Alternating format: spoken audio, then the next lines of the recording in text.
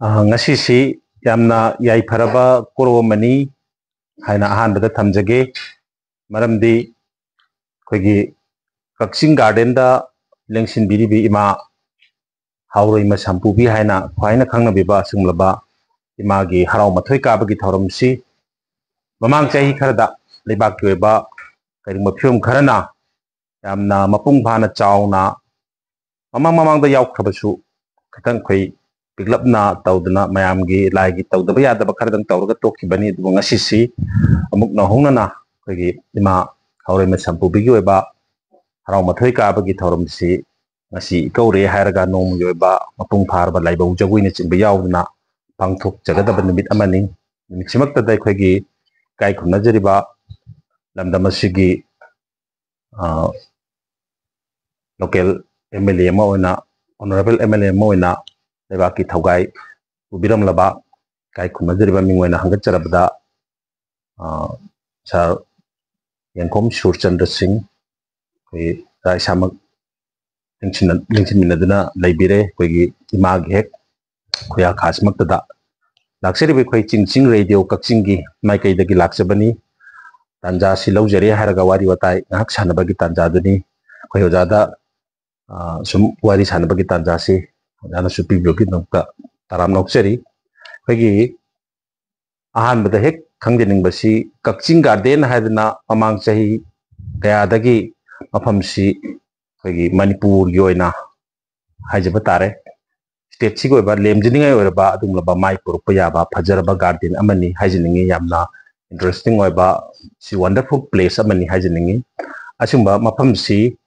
semgalakhibagi wari da khastang yumpham oiba wahi khadang ahanbada thamisi mitalai hori me ma sampuyu kurumjari adegi unina praja mayam kurumjari koi Kakching Garden je koigi akoina naha urigida ai yumji chingkhong maya sidina kabada sidagi yengbada Kakching ji yumji matamda ina sai pareng ina kubi pareng lebagi thoyokpa tongan phajabam leyo aduna aina aidi MLA or matamda karenga matamda sidadi hoti ina kupa yum bauti khangre adu Kakching Garden importance karing hobo asigi surungam lay thongaren kebada thongaren surungada aru surungji Chorasan Maharaj lingtana lebaki yai phanungai na ba thoni bagi thoroga pangtho me ari amuk kakhra pusira koklen na Mahadev gi koi sibilinga si 1968-9 adoida makok si urupane leipa ungi thingalapasi adagi kaino kharan lai khoigi matamdura gaja longja thakpa Mahadev ningba kharana latpa hoi ko den dege koina phammi jigi left side chira kwak thokpa meda Kakching gi pai puna kwak si asidagi thokibene kwak toena kwak pokibene da kwak thokpam lerame den dege area si ima hoji sampubi leibagi area makha sum awang thongwa side chi koi do amana kebol lebna adi gihom tharga akoi ma sana mai chali pakhang balalaga lerameba ko ad masi sum yenga dadi masi gi importance adi masidagi Kakching yengbi phajaba segi nongching lachin nongphai letragadi loktak yengba yaba sira singba mayam unique mafam oiba ana ina masi anbada idaugi masa masu lehori daudi legidre masa masu lehori memda ari themaga ina haija chacharga ina low parim ama marak masi ari patadi oidaba oidaga sumi mapu palambani na ina haija roksale duga idau pakhang balala banina asira pakhang ba masabagi ekoi ari ware ba dedication ma ko pire degi ari Mahadev kolen jima asima sibalinga si hek leirim pham sila leirambani asi ekoi Mahadev kana si sagalakpani ba aduga adagi sigi si akona phammi ba ima hori makisiri aidi ahan ba kya khangude ada somda makhada Mahadev gi kolen le somda awang nungchuktana akoi ꯋꯥꯛꯊꯣꯛꯐꯝ ꯂꯩꯔꯦ ꯑꯗꯒꯤ ꯁꯤ ꯈꯤꯇꯪ ꯀꯨꯝꯗꯕ ꯄꯥꯈꯪꯕꯩ ꯂꯩꯔꯦ ꯑꯗ ꯃꯁ꯭ꯋꯥꯏꯁꯤ ꯄꯥꯔꯀꯤꯡꯒ ꯑꯣꯏꯔꯗꯤ ꯈꯔ ꯄꯥꯛꯇꯛ ꯇꯧꯔꯛꯏꯁꯤ JCB ꯑꯃ ꯄꯨꯈꯠꯂ ꯅꯨꯃꯤꯗꯥꯡꯁꯤ ꯇꯦꯝꯃꯦꯕ ꯀꯣ ꯅꯨꯃꯤꯗꯥꯡ ꯋꯥꯏꯔꯝꯁꯦ ꯅꯨꯃꯤꯗꯥꯡꯁꯤ ꯑꯩ ꯂꯧꯍꯧꯏ ꯑꯩꯅ ꯌꯥꯍꯧꯔꯛꯄꯗ ꯅꯨꯃꯤꯠ ꯈꯨꯔꯨꯝꯕꯩ ꯁꯨꯝ ꯃꯥꯡꯒꯣꯟꯗ ꯂꯦꯞꯄꯤ ꯅꯨꯄꯤ ꯑꯃ ꯂꯥꯛꯑꯒ ꯁꯥꯔ ꯉꯔꯥꯡ ꯁꯥꯔ ꯏꯃꯥ ꯍꯣꯔꯦꯟ ꯊꯦꯡꯅꯩ ꯍꯥꯏꯌꯦꯕ ꯑꯩꯁꯦ ꯁꯧꯝ ꯐꯪꯉꯦꯕ ꯑꯗ ꯑꯩꯈꯣꯏ ꯏꯃꯥ ꯃꯇꯝꯗ ꯑꯩꯈꯣꯏ ꯏꯃꯥꯒ ꯇꯧꯔꯒ sida ay kurume ay kumda bada isi ay lehoga phagrewa ale khara nupamna house ham pubimne imoinu kai pulla engola ay asmasri hoy me madu leire thana torga sekasna kawi ma first attempt da ai imaji ki multi man sagi bane first attempt da asigi lamji ima hoy me kon lam oirame ko adu masi mapu si thema paisa khara piba khara haija chacha tawra loksil pasi hojik survey tawle revenue department do survey tawga ekar taraga banga taruk tarechi koi dak number pirga kaksing khulenda seat number kaksing khulenda attach tawga masi aruga move tawga koi Mrs. Dr. Sarojini lingda koi ni mana move tawga matumdugi same ibobi adagi revenue mantri Amo Devian, moi me support to Vidana, Legi Arkanimana Art Culture Commissioner to Vidamasi, a historical and ancient monument and archaeological remnants act 1976 Makada, given in the Wallet Loga, protected area Adana, Loto Craven, Hoti am safe never. Go. I'll see Manunda, a private queer color lady, Masako Pazana Hainaga. Moi to ID moi de kathok pani na khalaga hoi moi ki so angam bakra ko na mateng panga beke to un change but len itself ti hoti ID archaeology da art culture belong to gre alu sarkar na ran to ai ID ka thabak si attention ji khar wali aduna same ibo bi ta na normal same ta na mana ngon sahib na trasam to ga Town Padora de Trasama Semaga in Semin Orga, Art and Culture Commissioner, Director, Art and Culture, then Police Housing Corporation is having Yeko Computer Architecture, Chief Architecture, see Yorga with Trasama Semaga Trasna, Semgalopani Trasna, who you run to government representative Yorga, Remind Torga, Recursion Garden Unique of the as I World Babylon hanging gardens poem. Babylon hanging gardens call my Babylon Nitoje. My Nupiji Kungang de Gilaweva. Masakti Ampazava. Al Kununda Lagan, Ipun Pungal Pamana. Martin Satopum Litava. I mind Nupan Nitoja Hajara. I Satopum sing Muman Magale Konum, no Sembir in Noina. And Turian Panda Tungalaga, sing Masama Semaga. Lepungum same with guardian. I'll perceive power of Babylon hanging guardian. Then the Bombay hanging guardian. Go film Kapum, my am park, Nudang retired to Rizzi. I had a hanging guardians is the Aquina Wang was a heli, areas of so well. But a quite Asagi, like Pumden, Rigasu, the attachment Sagon of lady of Cuxing Guardian. I the Cuxing Gardens. TV the leba, I sing matataliba, hanging garden type television the ID, Cuxing Garden at two Nenny Caleb. I sing Happy. I do. And the Cuxing Gardens and I say Imagi Murti, Asuk has a ID. I note study a Panam Sale Imagis, Sakam Sup has a woodry, the his own Pirpada, and I quit Mahadevasi, have living Mahadevane, Munis in a lager, Dian Toringada, Moindi. Kailasa will link given the haver. The whole living had been hermit. Aru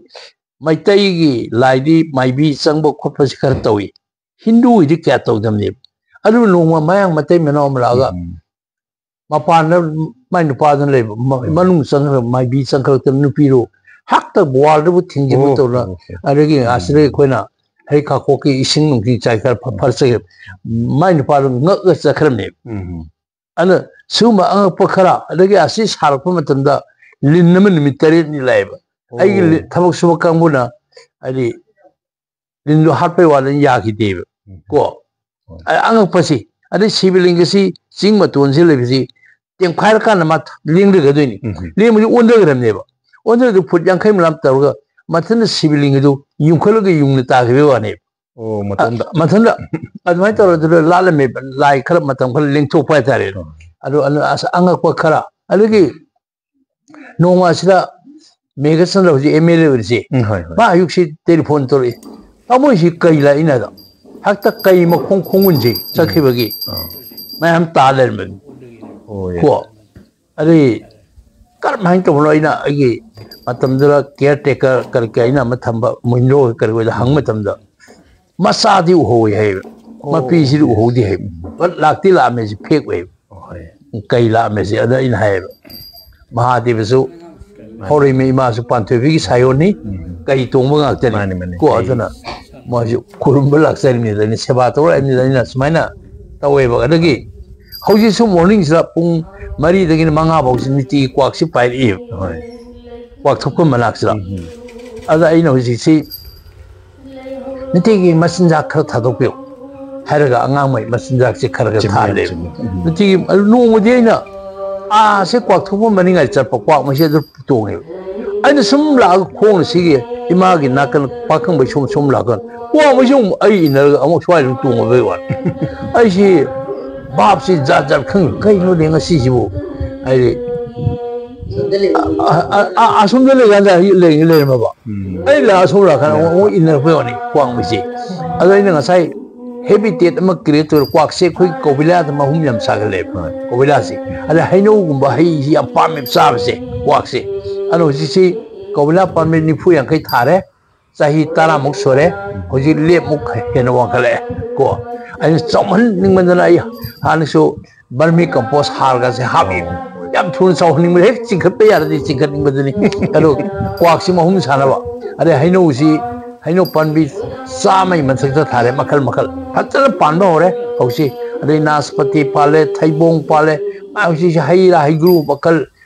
ꯃꯄꯥꯟꯒꯤ ꯍꯩꯒ꯭ꯔꯨ ꯑꯩꯈꯣꯏꯒꯤ ꯍꯩꯒ꯭ꯔꯨ ꯑꯗꯩ ꯍꯩꯔꯥꯡꯈꯣꯏ ꯑꯁꯤꯅꯆꯤꯡꯕꯁꯤ ꯃꯈꯜꯅ ꯊꯥꯒꯠꯂꯛꯏꯁꯦ ꯑꯗꯨꯅ ꯃꯁꯤ ꯆꯥꯎꯔꯥꯛꯅ ꯍꯧꯖꯤꯛ ꯏꯟꯚꯦꯁꯃꯦꯟꯁꯤ ꯒꯚꯔꯟꯃꯦꯟꯇꯒꯤ ꯑꯩ 5 ꯀꯔꯣꯔꯒꯨꯝꯕ ꯃꯇꯦꯡ ꯂꯧꯔꯝꯗꯧ ꯃꯥꯜꯂꯤ ꯑꯗꯒꯤ ꯑꯩꯅ ꯇꯦꯛꯂꯤ ꯆꯍꯤ 10ꯃꯨꯛꯁꯤꯗ 35ꯃꯨꯛ ꯊꯥꯗꯕꯁꯤ ꯑꯅꯗꯔ 5ꯀꯨꯝꯕ ꯃꯤꯅ ꯄꯥꯡꯉꯛꯄ ꯃꯌꯥꯝ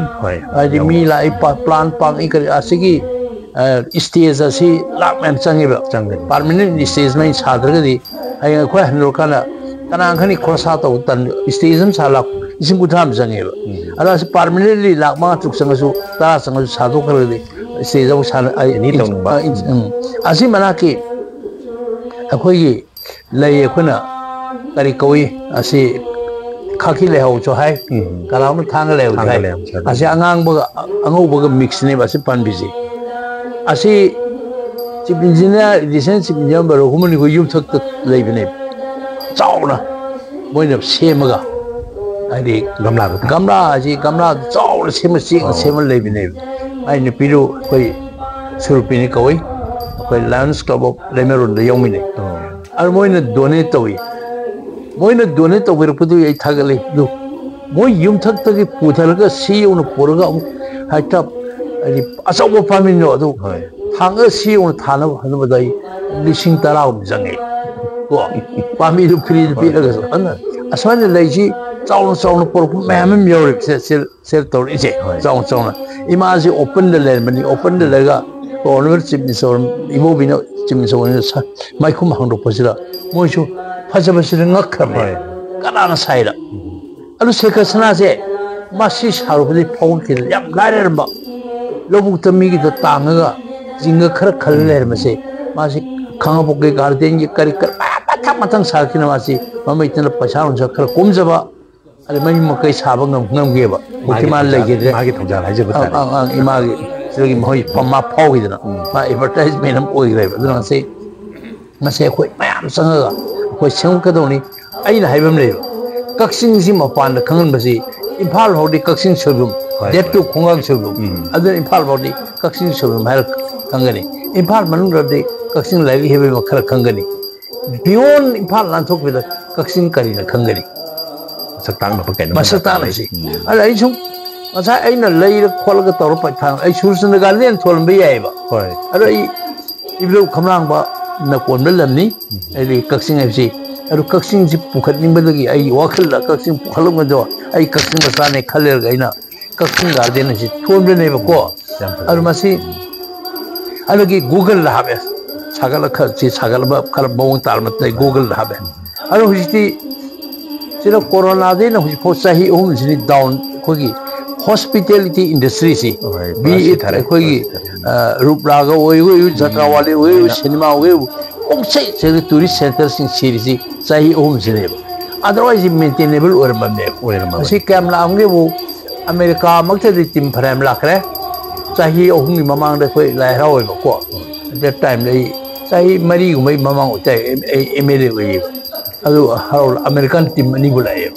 re mangka khoi horiba foxing hor mangka yawi ba haraw du chaw na haraw li tambul saba house saba yaw haraw adu ti america de la kre france la kre london de la kre ko country si adagi german de la kre israel de la kre japan de la kre korea de la kre china de la kre different countries gi visitors la or bane adu kaksing garden maram orga kaksing ji hoi akas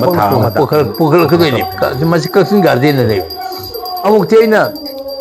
akhoi new development bank kada country manga taru india se ni ko badu member la adu new development bank ji shanghai de headquarter ne akhoi manipur gi china gi shanghai da manipur gi water supply gi crore lising ohum mari manga kairi se shanghai da le new development bank na kairi ne ko adugi manager si ai sum isona chichen bai gadro ko lai hari su ko karam ni adaina ni how hai dai ni how ji good morning how are you go mani china ar ma sum ngakharni nupi ni ko chabi nupi ni ba ar manager le bank to gi ar ba tar wari watai sa aswasi am phare masin nang to sangai to ko sangai da la pai ri ma welcome to ge even man entertainment to corporate ma to ge hai bo barton tor me because of kaksing garden yes kaksing garden maram oirga ne natra mane adagi ai singapore sarpa maga china sarpam ga china da scientist nupi ohunga scientist nupa amaga na mogi nursery ama yeng ba challe ba nursery ekar chom chami chawai ni nursery ko kuming siri flower capital room ne world leise adagi ai sum identity sum ta matum da ina google de yengo kaksing garden ba ma har moi google ja yenge ba ko website ma create to website create to rum dina ai bo hono wow ai wonderful da kam thagal ai ko aba ngasi kaksing danatana manipur amasung india ge ai di asset man ne lawe ba hoji tawda ba thabu yam leri incrosa hai si mi masana di ngon koi ler ba dum yim manga ama taram lagi koi bisna koi bisla masih khar beket to hamba mi jo bang dana ba mamma ke da housing kari loan ni khande grand piece laga han so e azmai tor khar piece laga to ne asi beket to ba fencing che khar to re fencing chi akoi bisi kilometer ani igumba ubiya ani ahung akoi bisi 1 thar gum de fencing ji to re u thar gum ji awam ji backware system paka fencing khara wire netting khara wire netting ji foot manga khun gi koi gi railway tali ji hutu adun to bane makha thang som da alma si pulap si fencing si loisilaga di aina khamla plantation ji Chinese gi hybrid chingthau je throughout the salim hybrid phasal jane ai order kan tori manga tara di thare ai pamna ching mayam ni na masir manga tara ji ungam de mina kun da kun tha da thadraga di ko adagi chawi ji khara pami ai adi kurau ji phan thare khara kurau thar ji khoining le ba ko ai ji lei su ji mayam sasalam ni na uchi ekse han urum da ba mami chang uchi ka su je koi garden ji ugale alo hojiki mayam ji khagragadi asida akoi wakthopong gi nungsut sida akoina lampa am seme lampak tu ga lok am lerga asum de singdum masam le madu Singdu masai matunu chem kare park na madu low mara am chawi singni matun je alugi connecting si sky bridge ni tholga PW jo walk from habas habawi makhagi super structure hai jagar makhagi sidi luwe deba haigat pa mathaki bridge gi khara technical khara soiram ballai hebagi moi chumthok chumdin awai khara luga ko su khara revise of sangani asimagar luwe di asi note is the asigi design je first original name I go the tagan de ko first way hojiti asam da man luwe si lo sin ta ko note is the second result but location is simply wonderful and so attractive asigi sky breeze luwe gadi ade asungi chingthak si ujau khara thaba hore ai banyan tree gumba ko ade sana khongnang gumba ade uji thamatam da khona yamna selected uji khoi khalaga thata kai Chinese tik tharuya pontim go ti tui kana mo ngde soil chai usan tharuya de mai sing kari ke mai po ang po dai benina ana sige he kwak thopong ka ka pisra mental ya terminal ya de China gini khoi thak masa mathan da nai jaba yam mamati ni ani thai uji ajana uji chaukhale ko adi are khoi bokul thari umbrella tree thari are haidaso naspati ni singba hairangwan ni singba paman thari asige haigi matang palakpa sidane sai panjage khalamba ma laikol gi obe sarukta di phana phajana develop tawri haina koina su yengjabada khanba laijai do hagi wahai ga mari laina base sisu khara develop e mayam thari suppose we char phani bin hagire si maru pali habida idi usik mayam jagi the direction lo le ko u so ba hodno u mai bi kai mom sa doi ro machinda ado sa si hainoli sa mai mathik ta thare ba haibong mayam thare naspati thare haigru mayam thare hairang koi mayam thare ko adagi haibong khara thani ama thabana disi ubam gangde ma da tara da chawi pan bi tara khun pa me khar kuthab da chawi si mapan sa matam da habit phaje bi chawi se aduna huji ki adagi even tarung je adagi se kapan bi habde hol bi kapti yam do kap ai evergreen ni saktak sangi kap ke manasi kende pa aduga koi nung tabgi khulaga thapu khulu kap si tori haine kap adi haibung ai evergreen ni manasi yam kende haibung di mai su kan natra hai thongbu ge haigi variety da kogi kun tham ki se hainong jom se asima dagi haibung sima barabar dum kogi phanganba hainong jom makhal kharani thabni holo da in pamana tara da kunda thadra hainong di samai mathak ta tharamna ko hainong di si ring ronam lei asi ring ron semi si purpose ani ni one cycle mai map thal phajan ba ada hai map thaba ko ada pungdon ji break pungdon yang pungdon makal manga taru tharam ne makal tara tongan da pungdon ji ada plus mai po la lo thor ko da fire bi par ga ikoi covid chain be are da na ada mathak sira koi sing reservoir wak thopong mi da le ri ga mahadev le si 50000 capacity ni asi kanu ki Netherlands ki imported Say some and century room the surfer can material and quality level. 50-50. Are Ima Horima Manaki 10,000 money, a Kogi, Aregi Kanogi Manaka Kogi,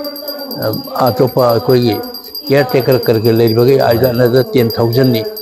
Aregi Mahadevi, okay, Manakalam, Waloksam Manakas 10,000. Pulaga. Lama kai bagi storage capacity ni mathak le masi sing kat padi khoi turel khoi water supply le ne khoi noi bje water supply gi de tulu ohum changi unfortunately halak si tulu si thong thinga le himta ngaran han yeng matum da tulu ohum mang bi le lewan heavy duty alai mayam ba filter si yari me khoi mayam changna mane phau na khoi mayam sang help toksang ji khoi construct khoi thota creative ai ni na tare khoi mayam kaksing ni na tana manipur gi asset dai ba ko ali india gi asset phau we henje ba aduga se yendang ma sahi tra ha kun jang la ho yendang du hana anil chongkhal yendang ji nauring de hawi do hoi ar phoide khil le me ai mi mai sin u hong drab jan ko aru siki pakhang mai mana tare ani le mi sigi ama Mahadev Manakiri say Kunum Surian the neighbor. And the second Masi Pashadi Karomas in the Kudak PBA. Yendanga sound, but Uma somebody many years. Kektasani Levi say Taraga Manga, Umusurba Kektasateli, Kektasi say Matuna, Mamandu Hingalego. No, say varieties of frictional flowers in Masila Tarisi. Rehana seasonal with Tarme Mamsuma. Sahi in his Sandra in a pung mang mang lemon. So it's Pitoneagumba,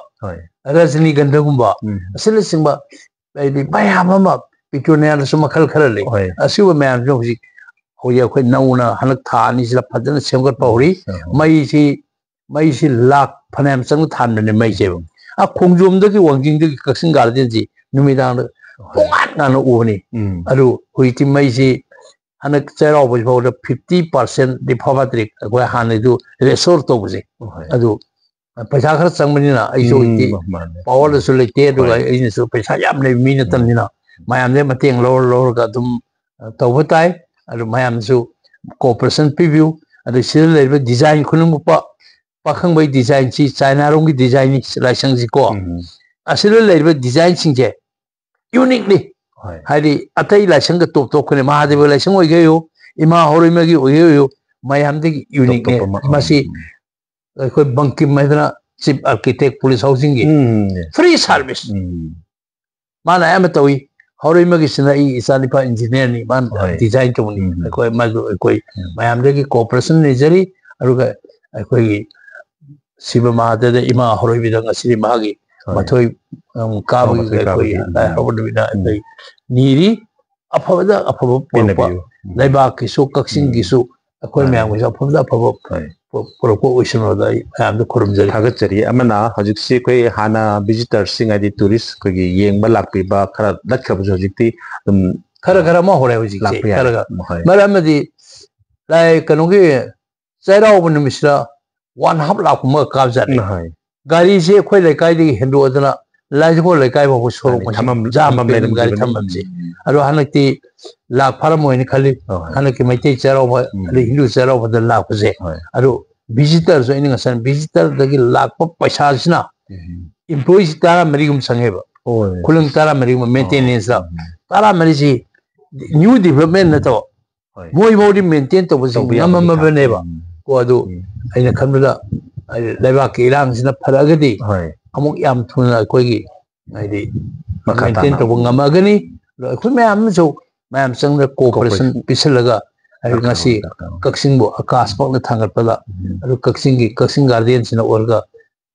Kaxingi, the Latana, Manipur, Atova, Maman Yamaba is set them up when a quite couldn't